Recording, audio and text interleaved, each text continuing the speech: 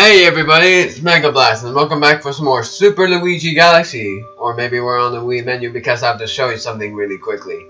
In the last part, we defeated Bowser and watched the end credits of our new version in Super Luigi Galaxy. I almost said New Super Luigi Galaxy. And we also did a Grand Finale Galaxy. In this part, we're doing bonus episodes today. After I show you one of them. The first one is Mario's picture after the Grand Finale Galaxy. It's Mario, Peach, and the three Lumas. Baby Luma, his friend, and the Luma that seems to be cuddling with Peach over there. Seems like Mario has a great connection with Peach. But, if you look, Luigi's picture is Luigi's connection with Rosalina. And are you always surprised about that? I'm always, curious if Luigi would ever marry Rosalina. Or Daisy. And look at the Toads. These are all of the Toad Brigade. Blue Toad with glasses. Pink Toad, which is actually purple in Japanese. Captain Toad, the leader of the brigade, but the least brave of them all. Green Toad, the minor Toad, and the Sleeping Toad always. Well, mostly sleeping. And sometimes he just stays awake. Now, for another bonus thing that I'm going to show you. And that is showing you Rosalina's story of her life. And that's probably going to take the whole episode because I have to read all of the chapters. And I don't know how long it might take me. If it takes me 10 minutes or a little more, I'm gonna say in the next part I'll show you the rest of the bonus episodes. So I'm gonna play as Luigi, and I'm not gonna go ahead and take the Battletoads letters just yet. Where am I going? That's not where the library is. The library is right here. Didn't mean to long to put there. Okay, enjoy my reading. Now I'm gonna just tell you about. Let us begin. If you guys are at bed, then consider this a bedtime story for you all. But if you're not, just consider this a good story of her life. Chapter 1, The Celestial Duo. Our story begins a very, very long time ago with a young girl. One day, this girl spotted an arrested spaceship holding a small star child. "What's your name? Are you lost?" the girl asked the star child. "I'm Luma. I'm waiting for Mama. She's coming for me on the comet," said the star child, who had been waiting all day and night. "Don't worry, I'll wait with you," the little girl promised Luma. At nightfall, the little girl borrowed her father's telescope and peered into the sky. She looked and looked, but she saw nothing. Hours turned into days and then years, but still the sky revealed nothing. Finally, the little girl sighed and said to Luma, "If we stay here looking much longer, I'll be an old lady soon." But then she had an idea. "Why don't we just go out there and find your mother ourselves?" The girl and Luma fixed up the rusty spaceship, and then the two set sail into the starry sky. And this is how the search for the celestial mother began. Chapter 2, Starbits. Days passed with no sights of the comet, or even a single planet. Instead, asteroids extended for as far as the eye could see. "If I had known it was going to take this long, I would have packed more jam," said the little girl, above the rumble of her belly. And are you actually wondering how the girl is actually breathing in space? I'm always wondering that. Before they left, she had packed all of the essentials: telescope, butterfly, net, stuffed bunny, bread, milk, jam, an apricot flavored tea, but I forgot to bring water. At this, Luma burst into gales of laughter, and the girl began to pout. As long as I have starbits, I'll be fine, said Luma. Want some? The little girl couldn't stay mad after hearing this. Luma continued to laugh, and the girl couldn't help but join in. Alright, maybe just a nibble. Leaning far out of the ship, the pair began to collect 100 starbits, is how many I can count, with the girl's net. They almost fell out a few times, but they kept on collecting. The starbits tasted like honey.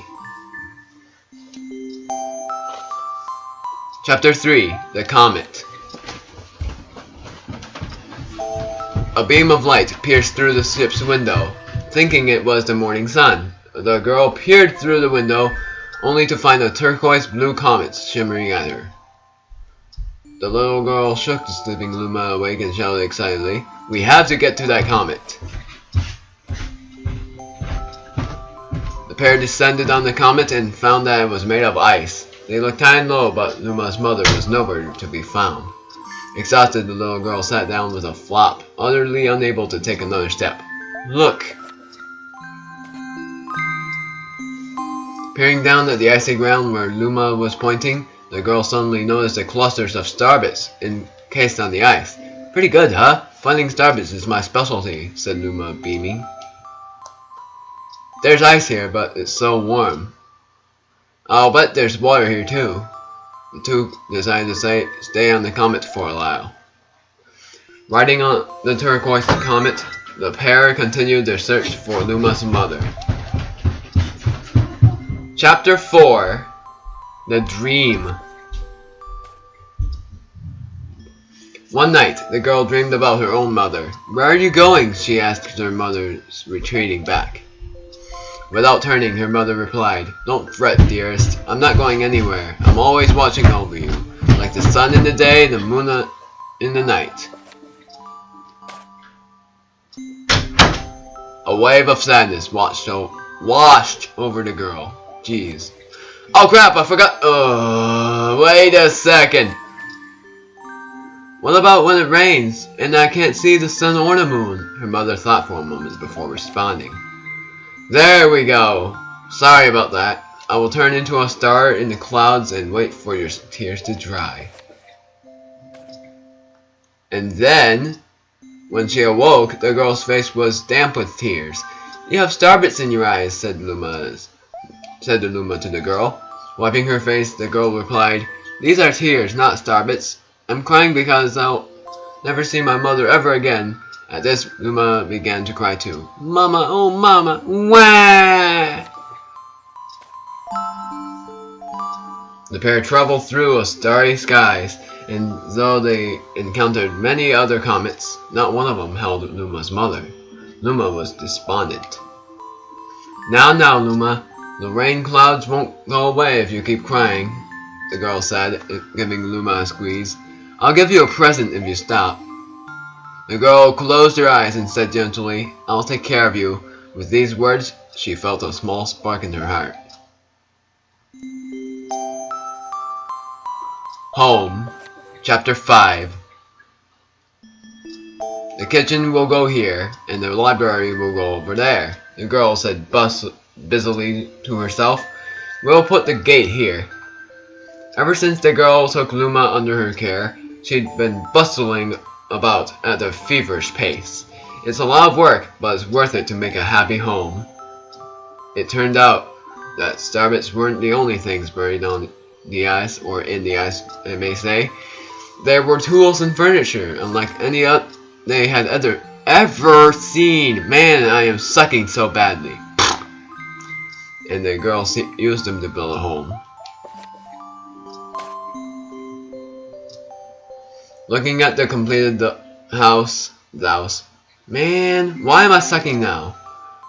Luma remarked, don't you think it's awfully big for just the two of us? With a library, bedroom, kitchen, fountain, and gate, it was certainly spacious, but still, something seemed to be missing. If only my father, brother, and mother were here, the girl said wistfully. Indeed, the house was too large for its two small residents. That night, clutching her favorite stuffed bunny close to her heart, the girl fell asleep into the starship. Then comes Chapter 6, Friends.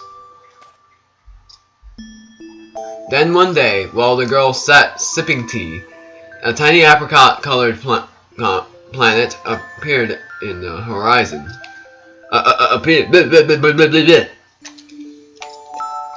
Sorry about that. From the planet, another Luma of the same color emerged. Do you two know each other? The girl asked the two Lumas gleefully. Despite the girl's excitement, they seemed uneasy. The two Lumas neither drew closer or backed away from each other. Instead, they just stared.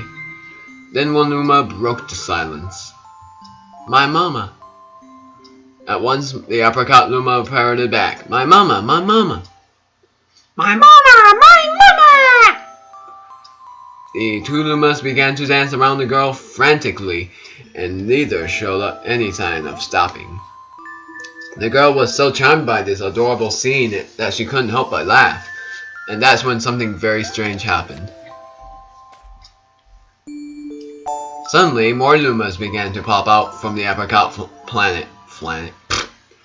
They were different colors, but they all shouted the same thing. My mama! My mama! The sight of all the shouting Lumas only made the girl laugh harder. What am I going to do with all these children? Lumas just stared blankly as she doubled over laughing. I guess we'll have to name each and every one of you. Tomorrow, once she had finished naming them all, she would begin moving all the Lumas into the new house. Chapter 7, The Telescope. And I would have to do 2 parts of my reading here. So in the next part, I'll finish up my reading and then show you the rest of the bonus episodes. See you guys then after I read this last chapter that I'll read to you all. This is not the last chapter of the book, but it's the last chapter I would ever read. After seeing their 100th comet, a sudden thought popped into the girl's head. I wonder if my home planet is still as blue as it was. That's when she remembered her father's telescope. Peeking into the telescope, a tiny blue dot floated into sight. It was smaller than a star bit. How strange. It's so far away, but it feels so close. She twisted the knob of the telescope, and the blue dot grew until she could make out a grassy hill dotted with flowers. It seemed very familiar to her. Zooming even closer, the terrace on the hill came to view. I used to go stargazing there when I lived on my home planet. She remembered rubbing the sleep out of her eyes as she followed her father up that hill to look at the stars. Jeez, I hate speaking this slow. She remembered how she and her brother would sled down that hill in the winter time. She remembered having picnics with her mother on the hill on bright and windy days. And she starts crying again. I want to go home. I want to go home right now. The girl burst into tears, and the Lumas didn't know what to do. I want to go home. I want to go back to my house by the hill. I want to see my mother. The girl was shouting now, her face wet with tears. But I know she's not there. I knew all along that she wasn't out there in the sky because she's sleeping under the tree on the hill. The girl's cries echoed through the stars, and a hush fell over the area. See ya. Good.